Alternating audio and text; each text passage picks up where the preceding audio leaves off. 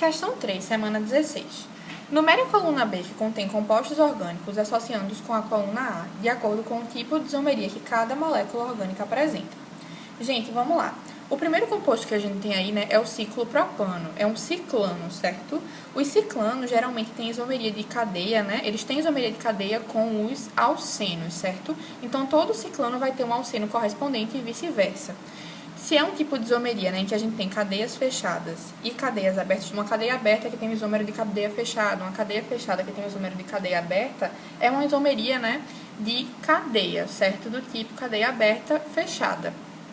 Então, né, esse primeiro composto aqui, né, da coluna B, corresponde ao item 3 da coluna A, que seria isomeria de cadeia. Aqui a gente tem, né, o etoxietano, que é um éter, certo? A gente tem 2 carbonos aqui, né, desse lado da cadeia e 2 carbonos do outro lado da cadeia, certo? Separados pelo oxigênio, pelo heteroátomo.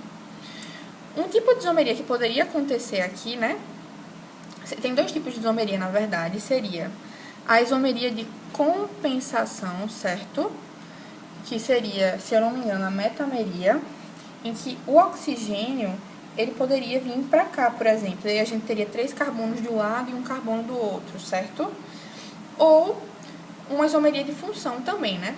Que não está aí entre as alternativas, mas poderia acontecer também, porque todo éter tem um álcool correspondente, certo? Álcool e éter são isômeros de função.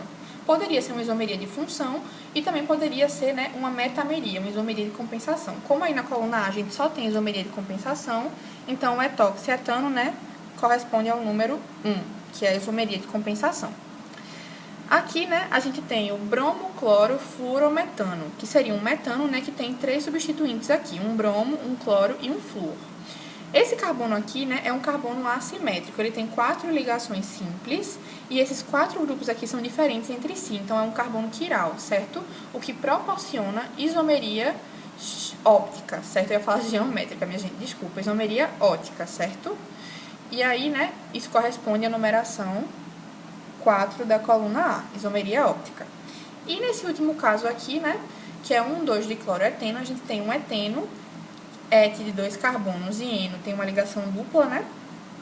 E a gente tem 2 cloros, um carbono 1 e um carbono 2.